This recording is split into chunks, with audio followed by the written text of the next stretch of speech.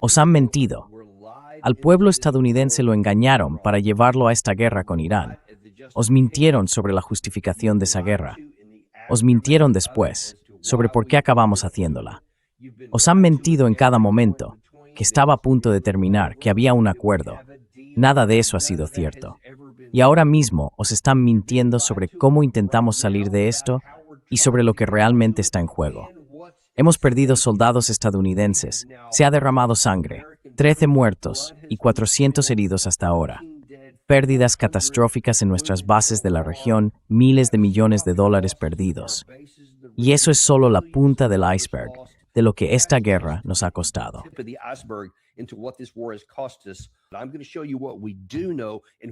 Voy a mostrarte lo que sí sabemos y lo que necesitas saber sobre lo que está ocurriendo en tu país y hacia dónde podría ir todo esto, que es lo realmente importante aquí.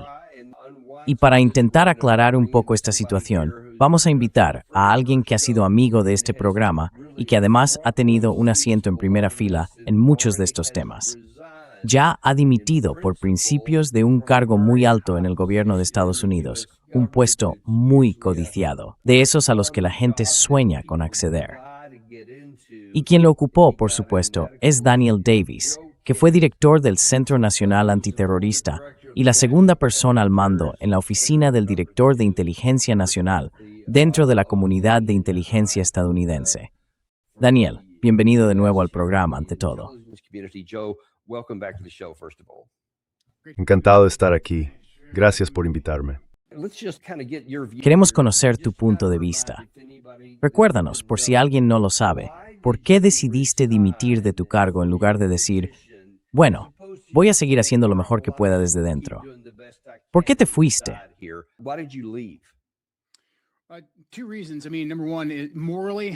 Dos razones. Primero, por una cuestión moral. No podía formar parte de otra guerra innecesaria en Oriente Medio que iba a acabar con jóvenes, hombres y mujeres, muriendo y volviendo a casa en ataúdes. Así que dimití unas 2 semanas después de que todo empezara, cuando empezamos a tener bajas. Y una de las principales razones de mi dimisión fue precisamente ese componente moral. Pero también creía que la información que estábamos transmitiendo por la cadena de mando no estaba llegando. El presidente estaba aislado, rodeado de un grupo muy reducido de asesores, y no escuchaba los consejos de su propia comunidad de inteligencia, por una gran variedad de motivos. Básicamente, antes de la guerra de 12 días, en junio, y de la operación Midnight Hammer, tuvimos un debate muy intenso. Hubo un proceso completo del Consejo de Seguridad Nacional y también del Comité de Subsecretarios.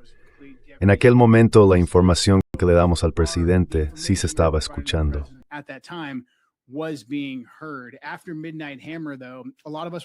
Después de la operación Midnight Hammer, muchos de nosotros éramos bastante escépticos sobre si los israelíes iban a detenerse de verdad y no intentar arrastrarnos de nuevo a la guerra.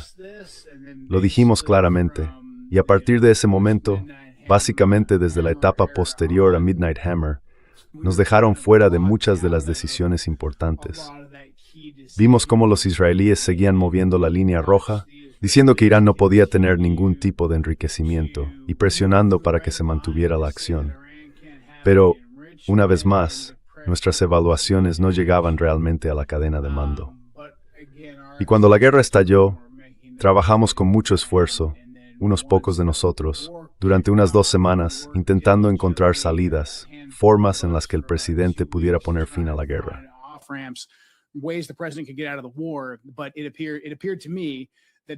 Pero me pareció que básicamente ya había llegado a mi máximo nivel de eficacia y que si me quedaba, nadie me iba a escuchar. Sería como darme contra un muro. Así que claro, estaba la parte moral, pero también pensé, si me voy ahora, salgo públicamente y empiezo a señalar cómo Israel nos metió en este conflicto, quizá pueda informar a suficiente gente fuera y ejercer la presión necesaria sobre la Casa Blanca para acabar con esta guerra lo antes posible, antes de que tuvieran más vidas.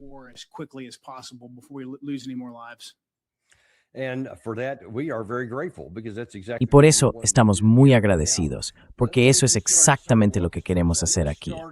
Ahora, dejadme que empiece a explicarlo paso a paso. Voy a comenzar hablando de lo que se dijo que era la razón de esta guerra y de lo cerca que estuvimos de evitarla por completo.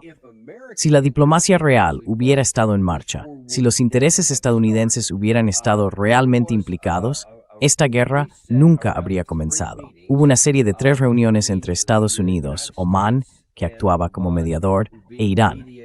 Y el 26 de febrero, esto es muy importante, el 26 de febrero tuvo lugar la tercera reunión.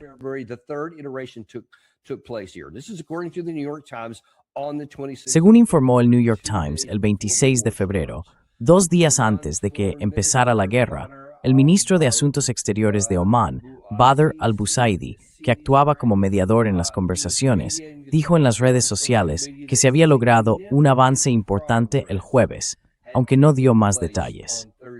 Por otro lado, el ministro de Exteriores de Irán, Abbas Araghchi, afirmó que Irán y Estados Unidos habían mantenido una reunión de 6 horas, que habían hecho buenos progresos y alcanzado un entendimiento en algunos temas.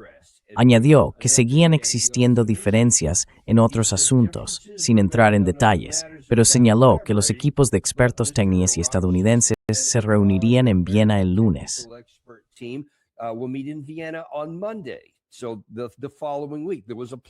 Así que la semana siguiente había un plan para seguir reuniéndose en la Agencia Internacional de Energía Atómica de la ONU, y el equipo negociador se vería más o menos en una semana. A partir de ahí, más que nunca, había seriedad en ambas partes para alcanzar un acuerdo, dijo el señor Araghchi. Fue una de las mejores sesiones de negociación que habíamos tenido. Y luego, esa última parte, como se ve, desde el lado omaní, desde el lado iraní, todos decían que las negociaciones habían sido excelentes, que fueron serias, muy sustantivas, con equipos técnicos y todo eso. La Casa Blanca no hizo comentarios. Bien, eso fue el día 26, y luego el día 27 el ministro de Asuntos Exteriores de Omán, Badr al-Busaidi, apareció en CBS News para decir que no, que estábamos justo al borde de un acuerdo.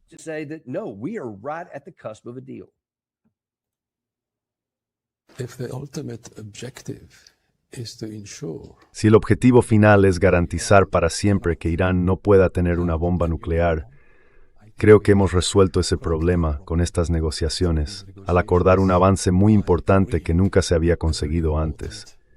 Y pienso que si logramos consolidar eso y seguir construyendo sobre esa base, creo que un acuerdo está a nuestro alcance.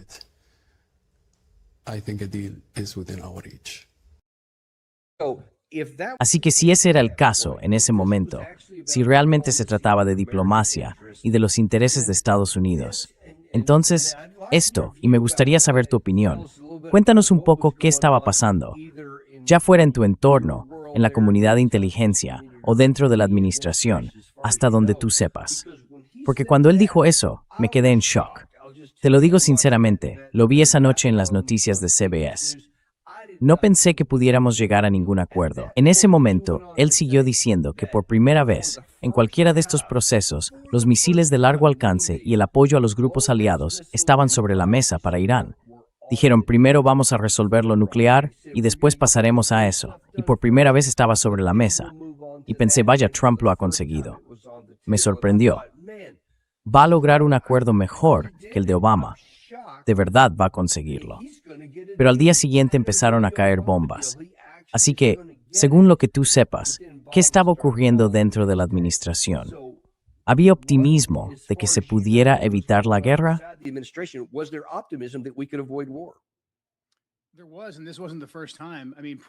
Sí, lo hubo, y no era la primera vez.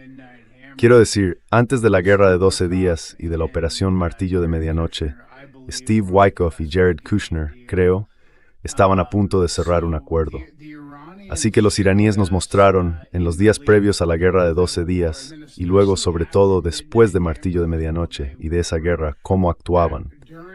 Durante la guerra de 12 días vimos que los iraníes contenían a sus grupos aliados. Les dijeron que no nos atacaran. No estaban contentos con que apoyáramos a los israelíes, pero los iraníes hicieron un cálculo, en mi opinión, bastante racional. Si los israelíes nos atacan, luchamos contra los israelíes, pero dejamos a los estadounidenses al margen.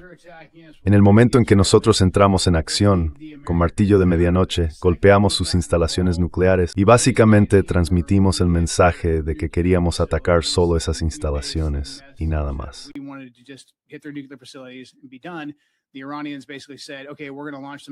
Los iraníes básicamente dijeron, vale, vamos a lanzar los misiles de vuelta.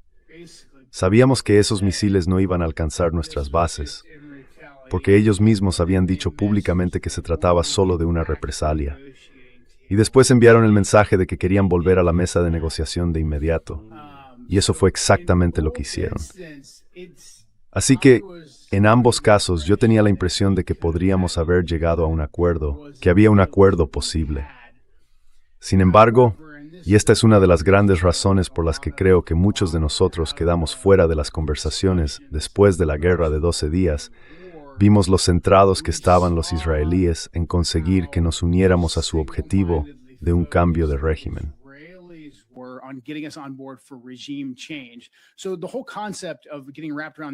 Así que todo ese concepto de obsesionarse con el tema del enriquecimiento nuclear y con esas cuestiones que rodean al programa nuclear, los israelíes sabían que eso llamaba la atención de Estados Unidos. Sin embargo, nunca fue el objetivo principal de Israel.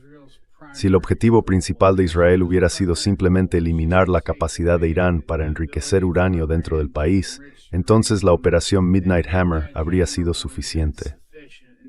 Y ese era, en mi opinión, el objetivo de Trump con Midnight Hammer, quitar ese asunto de la mesa para poder seguir adelante. Pero los israelíes, por mucho que yo critique nuestra relación con ellos, siempre fueron muy francos con nosotros y dijeron, ahora es el momento de derribar al régimen.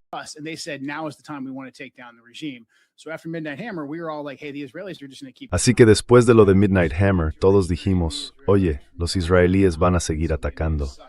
Tenemos que hacer algo para contenerlos, para evitar que pasen a la ofensiva y nos arrastren otra vez a la guerra. Cuanto más avanzaban Witkoff y Kushner con ese acuerdo, más claro era para los israelíes que algo se estaba moviendo. Era como una luz roja parpadeando para ellos. Y fue entonces cuando lanzaron el ataque. Luego Rubio salió diciendo, bueno, tuvimos que atacarles porque sabíamos que los israelíes estaban a punto de atacar a Irán. Y la verdad, eso fue muy sincero. Yo creo que había un acuerdo posible. Ahora, al final de esta guerra, la situación es distinta, porque los iraníes están en una posición mucho mejor. Pero hubo al menos 2 ocasiones en las que el acuerdo estuvo realmente sobre la mesa.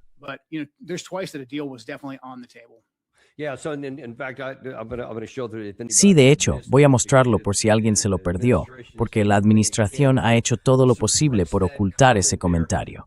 Pero desde el día en que el ministro de Asuntos Exteriores de Omán dijo que sí, creía que un acuerdo estaba al alcance y que harían cosas que nunca habían hecho antes. Y todo eso, pues de forma inexplicable, al día siguiente empezaron a caer bombas. Creo que fue 2 días después, cuando el secretario Rubio estaba, en el Capitolio, hablando con varios miembros del Congreso. Lo acorralaron en el pasillo y alguien le dijo, un momento, ¿por qué empezamos esta guerra? ¿Cuál era la amenaza? Y la respuesta fue que había una amenaza inminente. Entonces le preguntaron, ¿cuál era?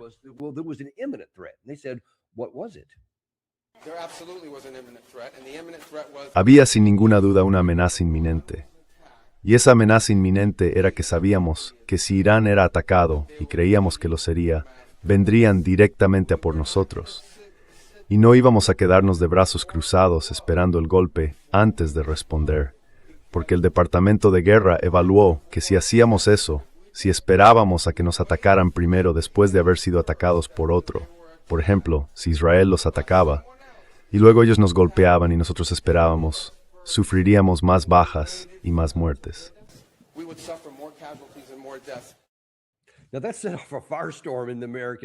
Eso ha sido un auténtico terremoto en los medios estadounidenses, porque todos decían, espera un momento, acabas de decir que la amenaza inminente era un ataque israelí contra Irán, no un ataque inminente de Irán.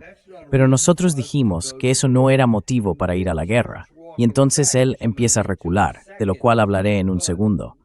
Pero, ¿cuál fue tu interpretación y sobre todo la de quienes tenían esa mentalidad de América primero dentro de la administración? Cuando él admitió que el Departamento de Defensa o el Departamento de Guerra dijo, oye, Israel va a atacar, así que deberíamos adelantarnos. ¿Cómo acabó todo?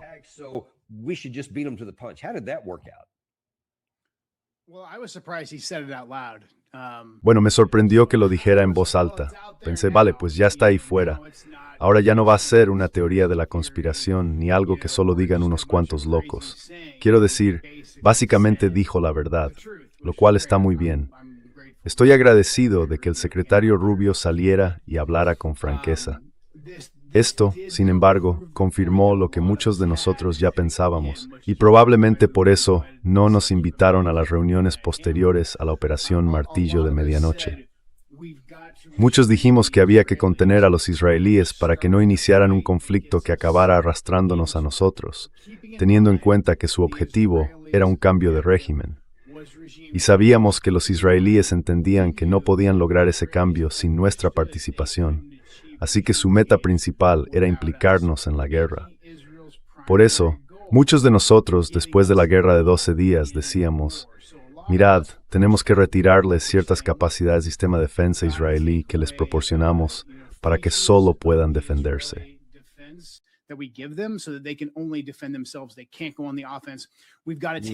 No pueden pasar a la ofensiva. Tenemos que quitarles buena parte del apoyo logístico que les damos, ese que les permite llegar hasta dentro de Irán. Hay que retirarlo para asegurarnos de que no estropeen el acuerdo que estamos a punto de conseguir. Pero de nuevo, no creo que ese mensaje llegara realmente por la cadena de mando. No pienso que se le presentara al presidente de forma seria por muchas razones de las que podríamos hablar. Aún así, me alivió que Rubio saliera y lo dijera. Y otros miembros de la administración también lo dijeron, casi como si supieran que la habíamos fastidiado y ahora estábamos metidos en esto.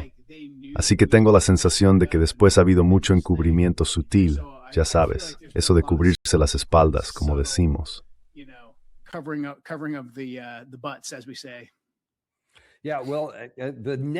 Sí, bueno, al día siguiente, Rubio, que al parecer había hablado de cubrir las espaldas, recibió presión de su jefe, creo, y desde luego de mucha gente del lado israelí, porque no querían que se supiera que eran ellos los que iban a atacar y arrastrarnos al conflicto.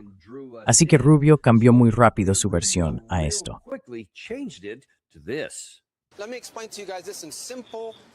Dejadme que os lo explique de forma sencilla. Irán está gobernado por fanáticos religiosos. Tienen la ambición de conseguir armas nucleares. Su intención es desarrollar esas armas bajo la cobertura de un programa de misiles, drones y terrorismo, para que el mundo no se atreva a tocarlos por miedo a todo eso. Y ahora están más débiles que nunca. Este es el momento de actuar contra ellos. El presidente ha tomado la decisión de hacerlo. Eliminar sus misiles, su marina, sus drones y su capacidad de fabricar esas cosas para que nunca puedan tener un arma nuclear.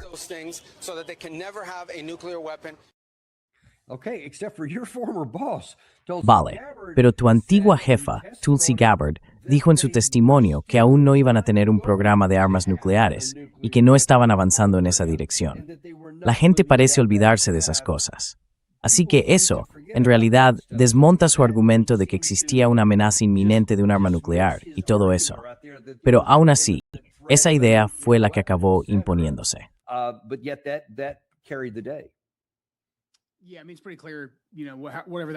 Sí, quiero decir, está bastante claro, ¿no? Sea lo que sea que fuera aquello, un par de días después, Rubio recibió, ya sabes, sus puntos de conversación aprobados por Israel, de la Fundación para la Defensa de las Democracias, que volvían al mismo absurdo de siempre, que están a 5 minutos de desarrollar un arma nuclear, que Irán está gobernado por lunáticos. Bueno, si están gobernados por lunáticos, señor secretario de Estado, ¿por qué estábamos entonces sentados a la mesa de negociación con ellos? ¿Por qué los vimos seguir una escalada de forma controlada? ¿Por qué se ha mantenido la prohibición interna de desarrollar un arma nuclear desde 2003? Lo entiendo, tratar con los iraníes puede ser complicado. hemos luchado contra ellos. Ya nos hemos enfrentado cara a cara antes.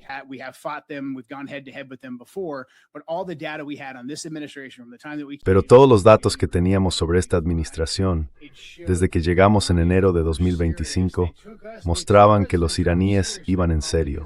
Nos tomaban en serio al presidente Trump, probablemente por cómo se comportó en su primera administración, matando a Soleimani, sin dejarse arrastrar a una guerra más amplia.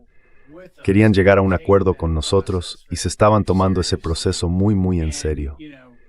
Y bueno, Rubio salió enseguida y dijo en voz alta lo que otros pensaban en silencio. Pero claro, esto es simplemente la presión del lobby israelí. Luego tenemos, ya sabes, a la FDD. Tenemos también la cantidad de relaciones que AIPAC y otros donantes mantienen con todos esos tipos que llevan en política toda la vida.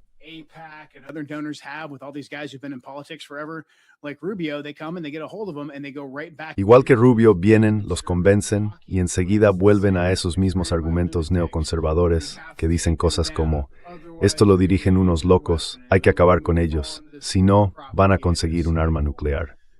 Y caemos otra vez en ese ciclo de propaganda de guerra. Pero, si te fijas en lo que él dice ahí, en realidad no estamos actuando así. No estamos lanzándonos a fondo, ni seguimos atacando a Irán. Siempre intentamos volver a la mesa de negociación con ellos. Así que no tenemos una política exterior muy rota, porque estamos estando un país extranjero en la práctica de en nuestra política exterior.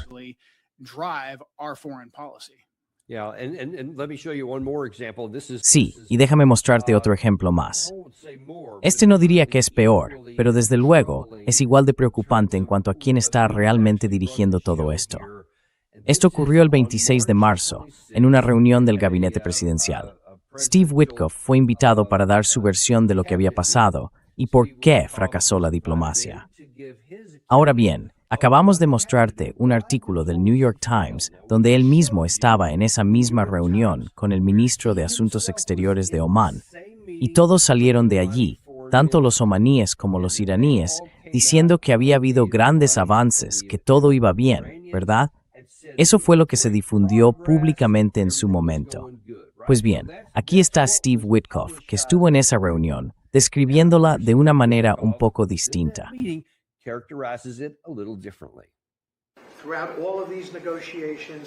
Durante todas estas negociaciones, nos rechazaron una y otra vez en todo lo que pedimos. No tengo ninguna duda de que agotamos todos los esfuerzos posibles en favor de una resolución pacífica, tal como usted indicó. Jared y yo coincidimos en que los iraníes estaban allí para ganar tiempo hasta que llegara un presidente más débil. Fue una estrategia equivocada, porque su instrucción fue clara: no permitir nunca que Irán obtenga un arma nuclear, ni hoy ni en el futuro.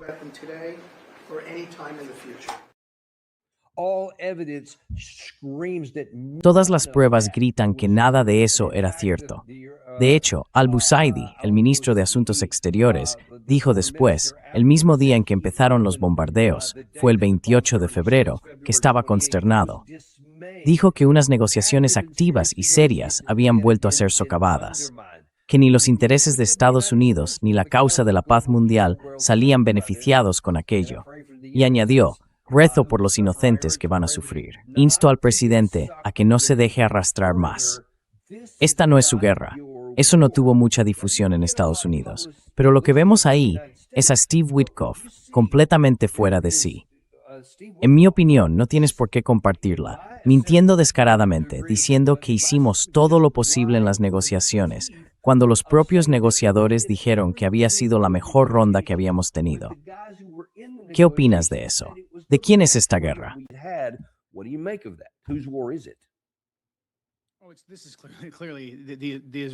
Está claro que esta es la guerra de Israel. Pero nos hemos atado a los israelíes, así que ahora es también nuestra guerra.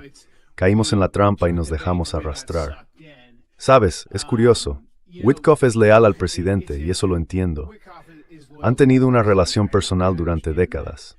Así que Witkoff, en cierto modo, se ve obligado a salir ahí fuera y discutir contra sí mismo. Y probablemente nunca lo dirá abiertamente. Pero creo que Steve Witkoff, por la relación personal que había construido con Arachi y otros, y con los omaníes, Tenía un acuerdo que se remontaba, ya sabes, a antes de la Guerra de los 12 días.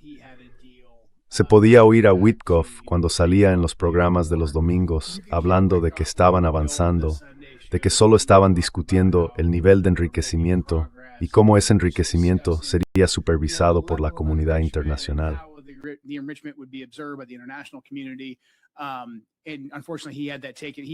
Y por desgracia, le arrebataron eso. Le quitaron lo que podría haber sido un logro histórico para él y para el presidente solo por el poder del lobby israelí, por la razón que sea. Pero quiero decir, el ministro de Asuntos Exteriores de Omán tiene razón. Esta no era nuestra guerra. Pero aquí estamos. Y bueno, la pregunta ahora es si vamos a... Ojalá entremos en modo de autopreservación y salgamos de esto lo antes posible.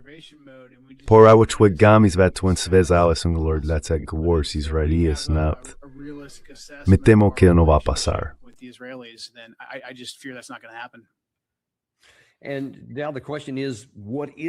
Y ahora la pregunta es, ¿qué va a pasar? ¿Hacia dónde vamos a partir de aquí? Porque ayer tuvimos esa reunión en la sala de situación, donde el presidente Trump iba a tomar una decisión final, y sin embargo no se tomó ninguna decisión de ningún tipo. Hoy, más temprano, tuvimos a Robert Barnes en el programa, y él tiene cierta información sobre algunas cosas que están ocurriendo dentro de la Casa Blanca. Dijo que Trump básicamente montó en cólera porque no consigue lo que quiere. Y Robert Barnes incluso comentó que le resulta desconcertante porque asegura que todavía hay una salida posible a todo esto.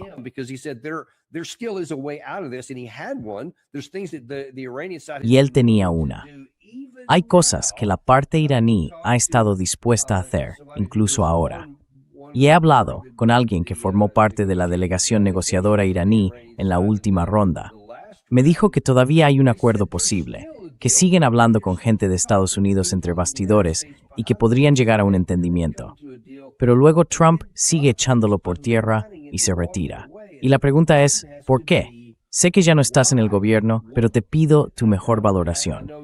¿Qué está pasando para que el presidente Trump no acepte un acuerdo que podría sacar la guerra de la mesa?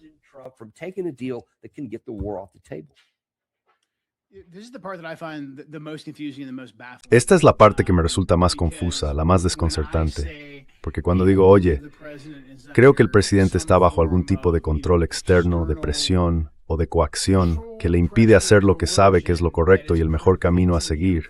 Ya sabes, mis detractores vienen a por mí y dicen, bueno, eso es una teoría de la conspiración. ¿Cómo te atreves a quitarle autonomía al presidente Trump? Y yo le doy la vuelta y digo, el presidente Trump es un hombre muy inteligente y conserva todas sus facultades mentales. Sé que se está haciendo mayor, pero sigue siendo muy agudo. Todavía piensa con muchísima rapidez y reacciona al instante.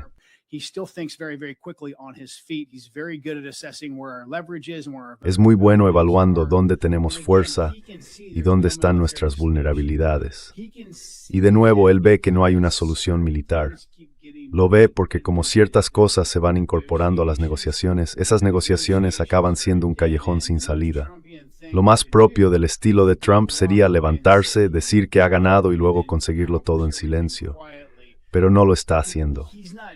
Así que para mí, vuelvo a la misma pregunta. ¿Por qué no hace simplemente eso? Es la respuesta más evidente. Y me quedo dándole vueltas a qué es lo que realmente está guiando el cálculo del presidente. ¿Por qué no puede simplemente apartarse?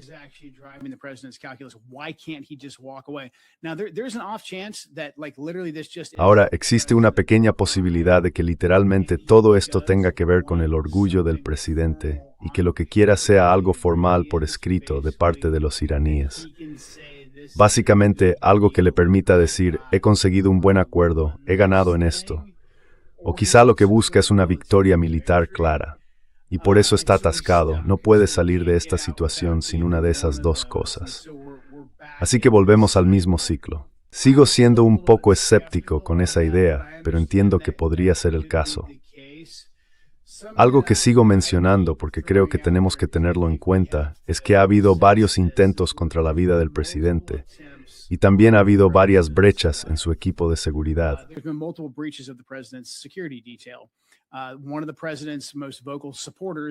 Uno de los seguidores más fervientes del presidente, que se opuso a la guerra de Irán, fue básicamente ejecutado públicamente.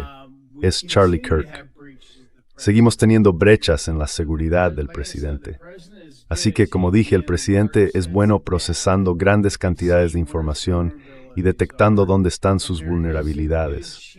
Y es muy probable que sienta cierta presión por todo eso. Si ahora estuviéramos evaluando a un gobierno extranjero como profesionales de inteligencia, intentando entender por qué un líder se comporta de determinada manera, y hubiera habido varios intentos contra su vida y fallos en su seguridad, sin duda tendríamos eso en cuenta.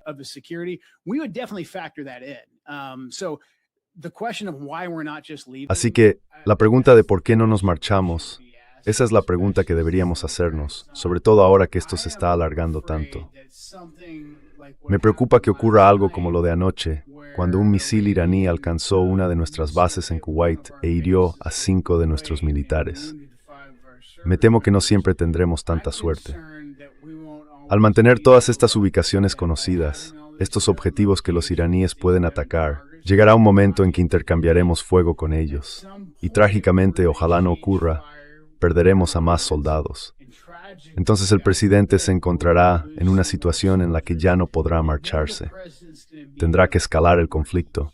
Y ahí es cuando la guerra podría descontrolarse por completo.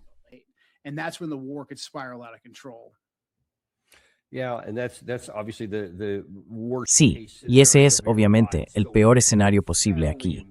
Por eso es tan absolutamente imprescindible salir ahora, con el tipo de acuerdo que sea posible conseguir. Pero él no solo no lo está aceptando, sino que está ignorando las oportunidades que tiene delante. Y la historia no acaba ahí, ni siquiera hoy. Ayer mismo hubo noticias sobre la Ley de Autorización de la Defensa Nacional, la NDAA de 2027. El Congreso, de forma bastante discreta, ha empezado a integrar a los ejércitos de Estados Unidos e Israel. Y el primer paso hacia una cooperación aún más opaca sería precisamente la NDAA de la Cámara para 2027, que prácticamente fusionaría las Fuerzas Armadas de ambos países. Según este artículo, la sección 224 de la NDAA sienta las bases para ello.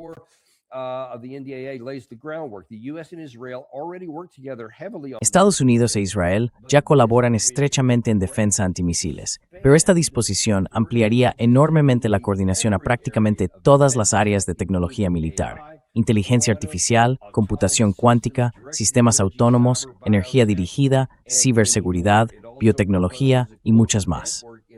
También propone lo que llaman integración de redes y fusión de datos. En otras palabras, los datos del ejército estadounidense pasarían a ser también los datos del ejército israelí. ¿Qué está pasando aquí?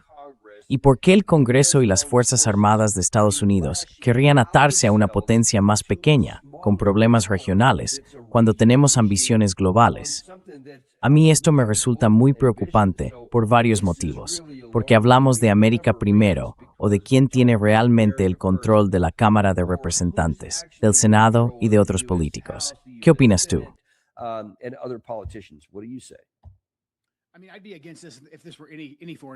Quiero decir, me opondría a esto si se tratara de cualquier otro gobierno extranjero. No sé qué estamos ganando con esto. Tengo la sensación de que es un acuerdo en el que Israel sale mucho más beneficiado que nosotros. Y mira, ya tenemos un gran problema con la inteligencia estadounidense. Dependemos muchísimo de los israelíes para gran parte de la información que sale de Oriente Medio. Lamentablemente, por la guerra global contra el terrorismo, en los lugares donde no tenemos una gran presencia militar, creo que hemos olvidado, o quizá no nos atrevemos, a ir y recopilar información. Y creo que todavía tenemos esa capacidad.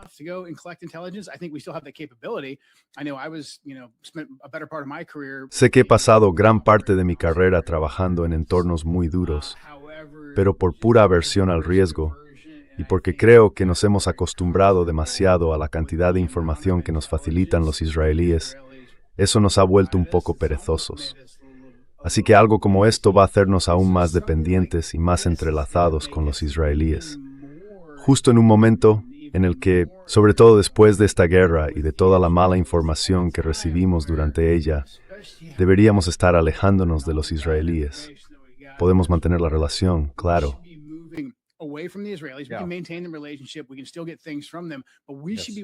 Todavía podemos obtener cosas de ellos, pero deberíamos estar trabajando en desarrollar nuestras propias capacidades unilaterales, tanto en materia de inteligencia como en toda nuestra tecnología de defensa. Así que esto, como decías, demuestra hasta qué punto estamos influidos por el lobby israelí. Porque mira, todos esos congresistas y senadores que van a apoyar esta medida, y sé que es algo bipartidista, no de un solo partido, lo hacen porque se lo indica la clase donante, el AIPAC, el RJC y todos esos donantes individuales. Y esto refleja un problema mucho más amplio sobre quién controla realmente nuestra política.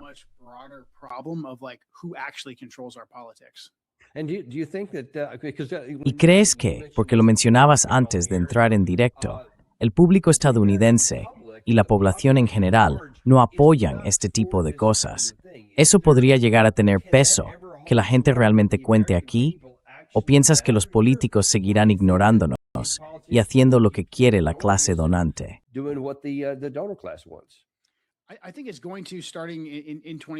Creo que eso empezará en 2028, cuando la generación más mayor vaya desapareciendo. Creo que la carrera de Massie fue trágica. Perder a Massie fue una pena. Pero si miras el desglose demográfico de su elección, básicamente la gente de unos 55 años hacia abajo votó por Massie, y todos los mayores votaron por su oponente, a quien nadie conocía antes. Y eso demuestra que, en mi opinión, el lobby israelí sabe que está viviendo su último gran momento. Así que creo que están intentando sacar de nosotros todo lo que puedan. Están tratando de incluirlo en la Ley de Autorización de Defensa Nacional, porque saben que pueden conseguir que todos esos senadores y congresistas marioneta voten a favor.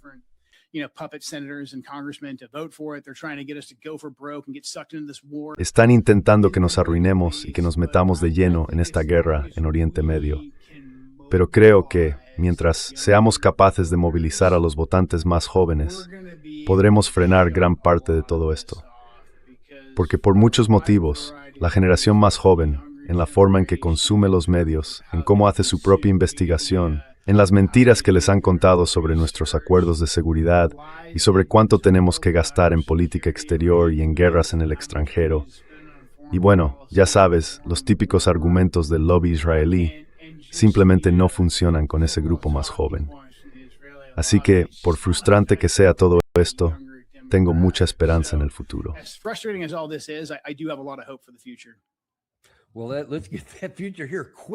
Bueno, hagamos que ese futuro llegue cuanto antes, porque si conseguimos apartar esta guerra de la mesa, romper esas conexiones antes de que lleguen a formarse y luego avanzar hacia la siguiente generación, esa es también mi esperanza. Y oye, te estamos muy agradecidos por venir y arrojar tanta luz sobre estos temas que con demasiada frecuencia permanecen en la sombra. Necesitamos conocer la verdad, y valoramos mucho que la compartas con nosotros sin dejarte intimidar ni comprometer. Muchísimas gracias. Por supuesto, me alegra mucho verte, tío. Gracias. Y estaremos encantados de veros muy pronto. Nos vemos en el próximo episodio de Daniel Davies Deep Dive. Ya sabéis, no intento convenceros para que compréis oro ni deciros cómo gestionar vuestra cartera de acciones, pero sí hay una forma en la que podéis ayudarnos. Suscribíos, dadle al me gusta y compartid esto con alguien a quien queráis.